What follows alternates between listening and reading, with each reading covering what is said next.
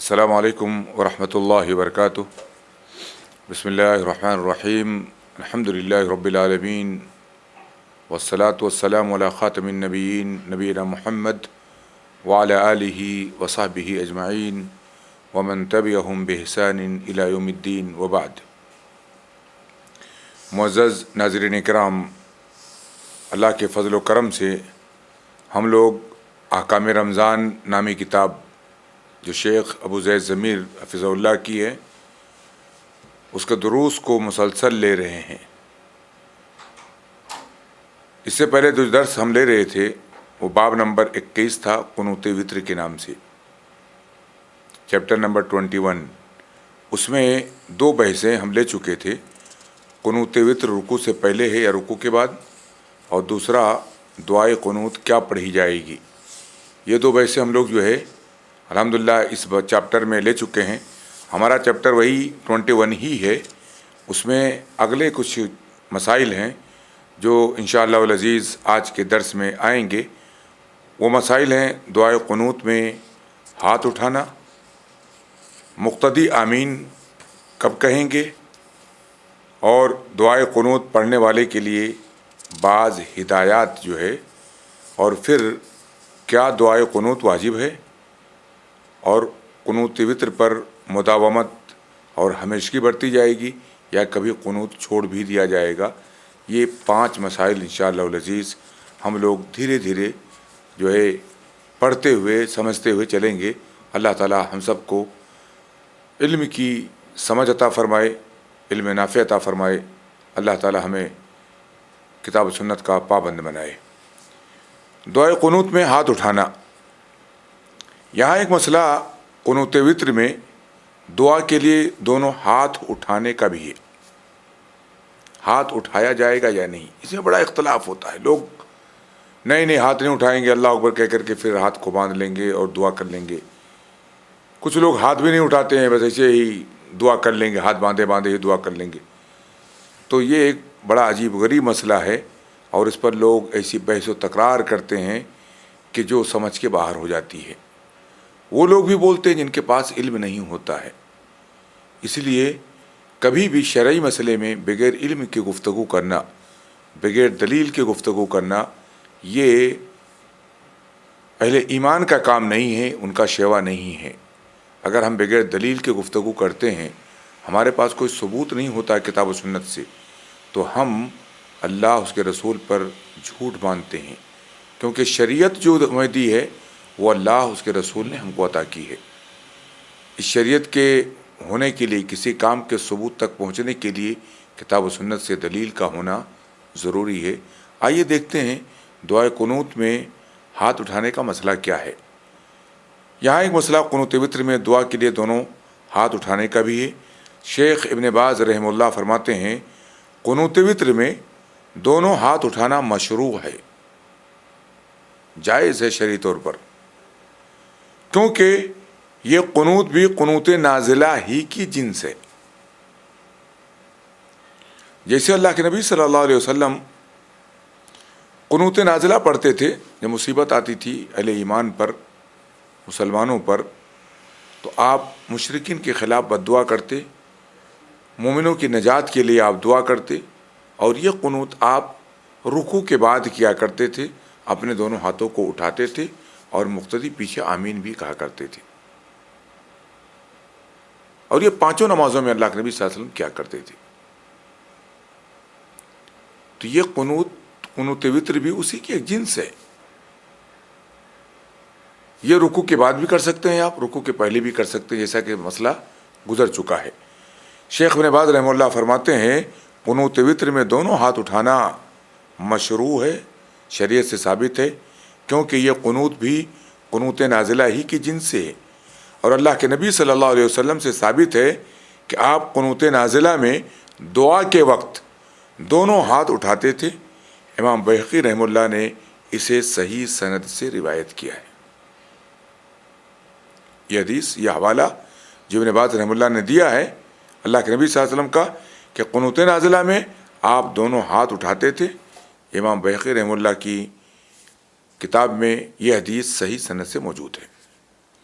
شیخ البانی رحمۃ اللہ علیہ فرماتے ہیں قنوت میں چاہے وہ قنوت وطر ہو یا قنوت نازلہ ہو.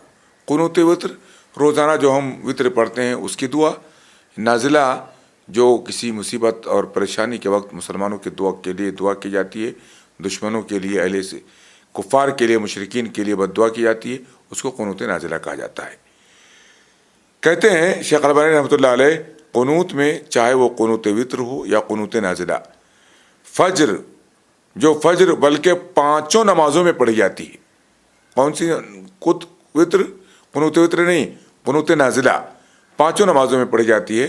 دونوں ہاتھ اٹھانا مشروع ہے، چاہے وہ وطر کا قنوت ہو جو عشاء کے بعد پڑھی جاتی ہے فجر کے پہلے، اور چاہے وہ قنوت نازلہ ہو جو 5 نماز میں پڑھی جاتی ہے فرض نمازوں میں کہ آخری رکعت میں رکوع کے بعد. کہتے ہیں دونوں میں ہاتھ اٹھانا مشروع ہے، شریعت سے ثابت ہے. امام کو چاہیے کہ جب قنوت کرے تو دونوں ہاتھ اٹھائے اور اونچی آواز سے دعا کرے، بلند آواز سے دعا کرے، اور اس کے پیچھے مقتدی دونوں ہاتھ اٹھائے اور آمین کہیں.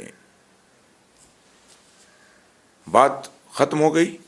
مسئلہ سمجھ میں آ گیا ہوگا کہ قنوت میں ہاتھ اٹھانا مشروع عمل ہے، غیر مشروع یا بغیر دلیل کا عمل نہیں ہے.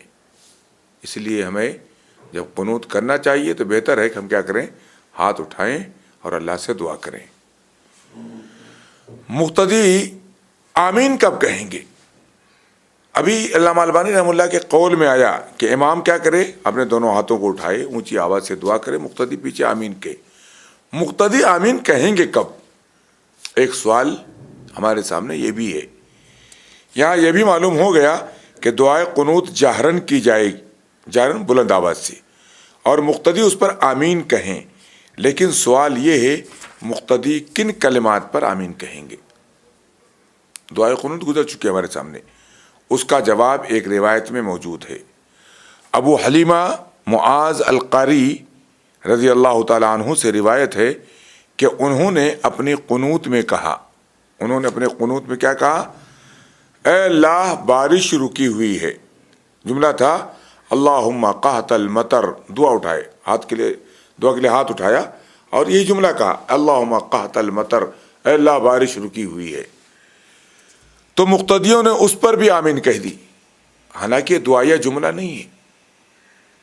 اے اللہ بارش رکی ہوئی ہے، آگے اور بھی جو ہے کیا بولتے ہیں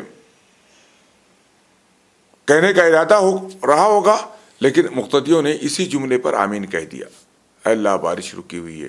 ہم کیا کریں گے جملہ بولنے کے بعد؟ اے اللہ تو ہی رزاق ہے، تو ہی بارش برساتا ہے، ہمارے اوپر اپنے لطف و عنایات سے بارش عطا کر دے، ہماری مدد فرما دے. یہ جو جملے ہوں گے تب آمین کہا جائے گا. تو معاذ القاری نے جب دعا شروع کی اور یہی جملہ کہا تھا اللہم قحط المطر، اے اللہ بارش رکی ہوئی ہے، تو مقتدیوں نے اس پر آمین کہہ دی. جب وہ نماز سے فارغ ہوئے تو کہا میں نے جب یوں کہا اے اللہ بارش رکی ہوئی ہے تو تم نے کہا آمین. کیا تم لوگ ایسا نہیں کر سکتے کہ میری پوری دعا سن لیں اور پھر دعا سن لو پھر آمین کہو؟ یہ مختصر قیام اللیل کی جو ہے کیا بولتے روایت ہے جو مروزی کی ہے، علامہ مروزی رحمہ اللہ کی ہے، ان کی کتاب میں یہ روایت موجود ہے. اس سے معلوم ہوتا ہے کہ آمین مقتدی کب کہے گا؟ دعائیہ کلمات پر کہے گا، ان کلمات پر نہیں کہے گا جو دعائیہ نہ ہوں. اس سے معلوم ہوتا ہے کہ امام کے ہر جملے پر، قنوت میں امام کے ہر جملے پر آمین نہیں کہنا چاہیے، بلکہ صرف دعائیہ کلمات ہی پر آمین کہنا چاہیے. اسی لیے امام محمد ابن نصر مروزی رحمہ اللہ فرماتے ہیں، جن کی کتاب ابھی گزری ہے مختصر قیام اللیل، جس چیز کو میں اختیار کرتا ہوں وہ یہ کہ مقتدی خاموش رہے یہاں تک کہ امام دونوں صورتیں پڑھ لے. کون سی دونوں صورتیں؟ جو قیام کی ہیں، سورہ فاتحہ اور کوئی اور صورت. اس کے بعد جب وہ دعا کے الفاظ پر پہنچے تو پھر مقتدی آمین کہیں.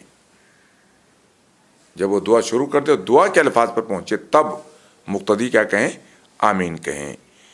امام نووی رحمہ اللہ کے نزدیک قنوت وطر میں اللہ کی حمد و ثنا کے وقت مقتدی کا امام کے ساتھ شریک رہنا زیادہ بہتر ہے۔ فرماتے ہیں 5 کلمات ہیں جو دعا ہیں، انہی پر آمین کہنا چاہیے۔ 5 کلمات: اللہم اہدنی فیمن ہدیت وعافنی فیمن عافیت وتولنی فیمن تولیت وبارک لی فیما اعطیت وقنی شر ما قضیت۔ یہ 5 کلمات ہیں جو دعائیہ کلمات ہیں۔ اس کے بعد کیا ہے؟ فَإِنَّكَ تَقْضِي وَلَا يُقْضَى عَلَيْكَ سے اخیر تک ثنا ہے، اللہ کی تعریف ہے۔ اس میں امام کے ساتھ مشارکت کرنی چاہیے یا پھر خاموش رہنا؟ مشارکت کرنی چاہیے، یعنی امام جو بول رہا ہے اسی کو اپنے من میں بولنا چاہیے یا پھر خاموش رہنا چاہیے، لیکن مشارکت سکوت سے بہتر ہے۔ امام نبی کہتے ہیں اگر وہ جملے آپ من میں دہراتے ہیں تو یہ جو ہے سکوت سے، بالکل خاموش رہنے سے بہتر ہے، کیونکہ آپ بھی امام کے ساتھ اللہ کی ثنا کرتے ہیں۔ یہاں آمین نہ کہنے کی وجہ یہ ہے کہ یہ کلمات ثنا و ذکر ہیں اور یہاں آمین مناسب نہیں ہے، یہاں پر آمین مناسب نہیں ہے، الا ہے کہ اخیر میں کہتا ہے جو ہے کیا بولتے ہیں امام، اللہم صلی علی محمد، اللہم صلی وسلم وبارک علی محمد، جو اللہ کے نبی پر سلام پھیرتا ہے آپ آمین کہہ سکتے ہیں اس پر، آخری جملے پر بھی۔ یہاں سوال یہ ہے کہ اللہ کی حمد و ثنا کے وقت کس طرح امام کے ساتھ شریک ہو۔ اس باب میں اللجنۃ الدائمہ کا فتویٰ اس طرح ہے: قنوت میں دعا پر آمین کہنا مشروع ہے، شرعاً ثابت ہے، اور اللہ تعالیٰ کی ثنا کے وقت سکوت کافی ہے، اور اگر مقتدی سبحانک یا سبحانہ کہے تو بھی کوئی حرج نہیں ہے۔ یعنی ان کلمات کو سننے کے بعد فَإِنَّكَ تَقْضِي وَلَا يُقْضَى عَلَيْكَ إِنَّهُ لَا يَذِلُّ مَن وَالَيْتَ وَلَا يَعِزُّ مَنْ عَادَيْتَ تَبَارَكْتَ رَبَّنَا وَتَعَالَيْتَ، یہ جملے اگر سنتا ہے تو اگر وہ سبحانک یا سبحانہ کہے تو بھی کوئی حرج نہیں ہے، لیکن اگر خاموش رہتا ہے تبھی بہتر ہے اس کے لیے۔ شیخ ابن عثیمین رحمہ اللہ نے بھی یہی بات کہی ہے۔ تو یہ ہم نے دیکھا کہ امام اگر زور سے، اور اس کو پڑھانا بہتر ہی ہے کہ زور سے قنوت پڑھ رہا ہے، اور تو دعائیہ کلمات پر مقتدی جو ہیں وہ آمین کہیں گے، غیر دعائیہ کلمات پر جو ثنائیہ کلمات ہیں ان پر وہ خاموش رہیں گے یا ثنا میں شریک ہوں گے، یا پھر جو ہے سبحانک یا سبحانہ اگر من میں کہتے ہیں تو زیادہ بہتر ہے، ورنہ جو ہے خاموشی ہی ٹھیک ہے ان کے لیے۔ اگلا مسئلہ ہمارے سامنے ہے دعائے قنوت پڑھنے والے کے لیے بعض ہدایات۔ دعائے قنوت پڑھنے والے کے لیے بعض ہدایات۔ دعائے قنوت سے متعلق ایک سوال یہ بھی ہے کہ اس میں لمبی لمبی دعائیں کرنا اور ان دعاؤں کو قرآن کی طرح تجوید و تغنی سے پڑھنا کیسا ہے؟ بعض لوگ دعا کرتے ہیں، آپ ہاتھ اٹھائیں، اللہم اہدنی فیمن ہدیت وعافنی، آپ اس کو آپ قرأت جیسے انداز میں، گانے جیسے انداز میں، ہے نا، اللہم اہدنی فیمن ہدیت کر کے جو ہے گا کر کے اس کو آپ پڑھیں اور اس میں دعائیں ملائیں اور ایسا لگے کہ ایک الگ ماحول بنا ہوا ہے، تو ظاہر سی بات ہے یہ معاملہ ہے کیسا؟ اللجنۃ الدائمہ سعودی عرب کے جو کبار علماء کا لجنہ ہے ان کا فتویٰ ہے، یہ شیخ بکر ابو زید، شیخ صالح الفوزان اور عبدالعزیز آل الشیخ کا متفقہ فتویٰ ہے۔ فرماتے ہیں دعا کرنے والے کے لیے مشروع یہی ہے کہ وہ سجا یعنی شعر کی طرح قافیہ بندی سے بچے۔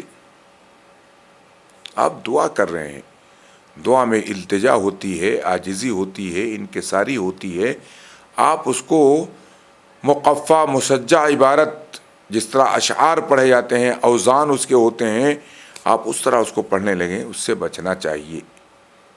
دعا کرنے والے کو اس سے بچنا چاہیے اور دعا میں تکلف نہ کرے، اور اسے چاہیے کہ دعا کرتے وقت وہ خشوع و تذلل کے اوصاف سے متصف ہو، عاجزی ہو، کلمات میں انکساری ہو، حالت بتلائے کہ ہم مانگ رہے ہیں، ہم مانگنے والے ہیں، سائل ہیں، ہم مسئول نہیں ہیں، ہم فقیر ہیں، ہم داتا نہیں ہیں، یہ انکساری ہونی چاہیے۔ اللہ کے سامنے حاجت مندی اور محتاجی کا اظہار کر رہا ہو، اور یہ چیز اس دعا کو اللہ کے نزدیک زیادہ مقبول اور سنی جانے کے لائق بناتی ہے۔ دعا کرنے والے کو چاہیے کہ وہ دعا کو قرآن کے مشابہ نہ کر دے، کہ تجوید کے قواعد کے ساتھ تغنی سے بھی پڑھنے لگے، اس لیے یہ چیز نبی کریم صلی اللہ علیہ وسلم کا طریقہ نہیں تھا، نہ ہی صحابہ کرام کا طریقہ تھا۔ اسی طرح دعا کرنے والے کو چاہیے کہ وہ اتنی لمبی دعا نہ کرے کہ مقتدی مشقت میں پڑ جائیں۔ بعض ائمہ دعا کرتے ہیں آدھا گھنٹہ، ایک پونا گھنٹہ، 40 منٹ دعا کر رہے ہیں، بیچارے جو ہے مقتدی پریشان ہو جاتے ہیں، عاجز ہو جاتے ہیں، تھک جاتے ہیں، ہے نا۔ تو یہ چیز کیا ہے، اس کا لحاظ کرنا ضروری ہے۔ بہت نہیں لمبی دعا کرنا کر سکتا ہے، جیسے بعض روایتوں میں ہمارے سامنے آیا ہے کہ لمبی دعائیں بعض صحابہ سے جو ہے عملاً ثابت ہے، لیکن جو ہے کیا بولتے ہیں، اتنی لمبی دعا نہ کرے کہ لوگ مشقت میں پڑ جائیں، بلکہ اسے چاہیے کہ وہ دعاؤں میں تخفیف کرے، جامع دعاؤں کا اہتمام کرے اور اس کے علاوہ کو ترک کر دے، جیسا کہ سنت سے معلوم ہوتا ہے۔ بہتر یہ ہے کہ مختصر دعا ہی جو نبی کریم صلی اللہ علیہ وسلم نے ہم کو سکھلائی ہے، وہ دعا ہی ہم اختیار کریں اور اسی کو استعمال کریں، کیونکہ جو چیز سنت کے مطابق ہو، گرچہ وہ کم لگے، وہ جامع بھی ہوتی ہے اور وہ اللہ کے ہاں قابل قبول بھی ہوتی ہے۔ ہمیں اس بات کا لحاظ رکھنا چاہیے۔ ڈاکٹر فضل الرحمن مدنی ہمارے استاد محترم رحمہ اللہ فرماتے ہیں، نماز وتر میں دعائے قنوت وہی پڑھنی چاہیے جو خود رسول اللہ صلی اللہ علیہ وسلم سے ثابت ہے۔ اس میں دوسری طرح کی دعاؤں کا اضافہ کر کے اس طرح اسے طول دینا کہ مقتدی حضرات پریشان ہو جائیں، مناسب نہیں ہے۔ مناسب نہیں معلوم ہوتا۔ اس سلسلے میں حرمین شریفین کا عمل بطور دلیل پیش کرنا نہیں، حرمین میں تو ہوتا ہے، حرمین کے ائمہ تو دعا کرتے ہیں، ان کو بطور دلیل پیش کرنا درست نہیں ہے۔ اصل حجت کتاب و سنت ہے، نہ کہ حرمین شریفین۔ یہ ایک اصولی جملہ ہے جو ہمارے استاد محترم ڈاکٹر فضل الرحمن مدنی رحمہ اللہ نے جو منصورہ کے فقہ کے جو ہے کیا بولتے ہیں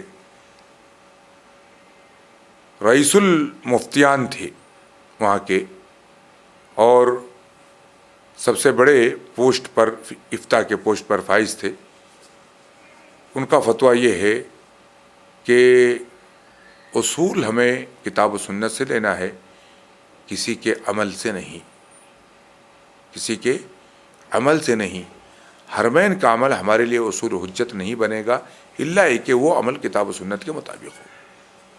اسی لیے قنوت کے بارے میں انہوں نے کہا ہے صاف طور پر کہ بہتر یہ ہے کہ قنوت وہ پڑھا جائے جو نبی کریم صلی اللہ علیہ وسلم سے وارد ہے، جو آپ سے معصور ہے، اور طوالت والے قنوتوں سے احتراز کیا جائے، خاص طور پر جب سے لوگ پریشان ہوں۔ حرمین کو حجت بنانا صحیح نہیں ہے، حجت کتاب و سنت ہی ہے۔ حرمین کے کام اگر وہ کتاب و سنت کے مطابق نہیں ہے تو حجت نہیں بن سکتے ہیں۔ اہل علم کے ان فتاوے سے معلوم ہوتا ہے کہ قنوت وتر میں دعائے قنوت پر سنت سے ثابت دعاؤں کا یا موقع کی مناسبت سے کسی دعا کا اضافہ کیا جا سکتا ہے، لیکن اس دعا کو بیجا طویل کر کے مقتدیوں کو مشقت میں ڈال کر ان کو نفرت دلانا مناسب نہیں ہے۔ یہ ایک مسئلہ تھا جو چند نصیحتیں تھیں قنوت وتر پڑھنے والوں کے لیے۔ تو یہاں پر جو ہے دعائے قنوت پڑھنے والوں کے لیے یہاں پر جو ہے اگلا مسئلہ ہمارے سامنے ہے، کیا دعائے قنوت واجب ہے؟ وتر میں جو قنوت کی ہم پڑھتے ہیں، دعا پڑھتے ہیں، کیا یہ قنوت واجب ہے؟ یہاں ایک مسئلہ یہ بھی ہے کہ اگر کوئی شخص عمدن جان بوجھ کر کے یا سہون غلطی سے دعائے قنوت چھوڑ دے تو کیا نماز وتر اس کی ہو جائے گی؟ یہ ایک سوال ہے۔ کیا ایسی صورت میں سجدہ سہو اس پر لازم ہوگا؟ یہ دوسرا سوال ہے۔ دو سوال ہیں ہمارے سامنے۔ پہلے مسئلہ کیا ہے، کیا دعائے قنوت واجب ہے؟ پہلے یہ دیکھیے گا، اگر کوئی آدمی عمدن یا سہون جان بوجھ کر کے یا غلطی سے قنوت وتر چھوڑ دیتا ہے، دعا چھوڑ دیتا ہے، تو کیا اس کی نماز ہو جائے گی؟ پہلا سوال۔ دوسرا سوال کیا ہے، کیا ایسی صورت میں سجدہ سہو اس کے لیے لازم ہوگا؟ اس کے جواب میں شیخ عبید اللہ رحمانی رحمۃ اللہ علیہ فرماتے ہیں، ہمارے نزدیک قنوت وطر واجب نہیں ہے۔ شیخ عبداللہ محدث مبارک پوری رحمۃ اللہ علیہ فرماتے ہیں ہمارے نزدیک قنوت الوطر واجب نہیں ہے، بلکہ پورا سال محض سنت ہے، لیکن دیدہ و دانستہ یعنی عمدن چھوڑنا نہیں چاہیے، اور جب واجب نہیں ہے تو عمدن و نسیاناً ترک کر دینے سے سجدہ سہو بھی واجب نہیں ہوگا۔ پہلا جواب بھی آ گیا، جب واجب نہیں ہے تو اس کی نماز بھی ہو جائے گی اور سجدہ سہو بھی کیا ہوگا؟ واجب نہیں ہوگا۔ یہ چھوٹا سا مسئلہ تھا، ہمیں معلوم رہنا چاہیے کہ وطر کے اندر جب وطر ہی واجب نہیں ہے سنت موقدہ صحیح قول کے مطابق، اگر وطر کو واجب مان بھی لیا جائے تو دعا جو ہم کرتے ہیں، مسئلہ ہمارا دعا کا ہے، دعا واجب ہے کہ واجب نہیں ہے؟ اگر جان بوجھ کے کوئی چھوڑ دے رہا ہے یا سامن کوئی چھوڑ دے رہا ہے تو صحیح قول کے مطابق جب یہ دعا واجب نہیں ہے تو اس پر سجدہ سہو بھی واجب نہیں ہوگا، اور چھوڑ دینے سے اس کی نماز وطر بھی کیا ہوگی؟ وہ مکمل مانی جائے گی۔ قنوت وطر پر مداومت، مداومت یعنی ہمیشگی، قنوت وطر پر ہمیشگی کرنا، ہمیشگی یعنی جب ہم وطر پڑھیں تو ہاتھ اٹھا کر کے دعا کریں، دعا مانگیں، جو وطر کی دعا اس کو پڑھیں۔ کیا ایسا کرنا ضروری ہے کہ ہمیشہ ہم قنوت وطر پڑھتے ہی رہیں؟ کبھی اگر دعا جان بوجھ کے ہم نے چھوڑ دی یا کبھی نہیں پڑھا، صرف ایک رکعت پڑھ لی، 3 رکعت پڑھ لی ہم نے ایسے بغیر دعا کے، تو کیا ہمارا یہ پڑھنا صحیح ہوگا یا نہیں ہوگا؟ بلکہ بعض علم نے تو دعائے قنوت کو پابندی سے پڑھنے کی بجائے کبھی کبھار ترک کرنے کا بھی مشورہ دیا ہے۔ بعض علم کے ہاں کہتے ہیں کبھی کبھار دعائے قنوت کو چھوڑ بھی دینا چاہیے جان بوجھ کر کے عمدن۔ مثلا شیخ ابن عثیمین رحمۃ اللہ علیہ فرماتے ہیں قنوت وطر واجب نہیں ہے، آدمی کے لیے مناسب یہی ہے اس پر مداومت نہ کرے، مداومت یعنی ہمیشگی نہ کرے کہ کبھی دعا نہیں چھوڑتا ہے، ہمیشہ دعا کرتے رہتا ہے جب وطر پڑھتا ہے تو۔ کبھی کبھار کیا کرنا چاہیے؟